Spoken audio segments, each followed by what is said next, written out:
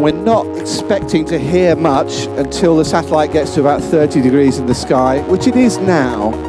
The way that Tony Stark has arranged the letters on his keyboard, you'll see it does start QWERTY. He has completely mangled the keyboard. Basically what I'm saying is Tony Stark is dumb.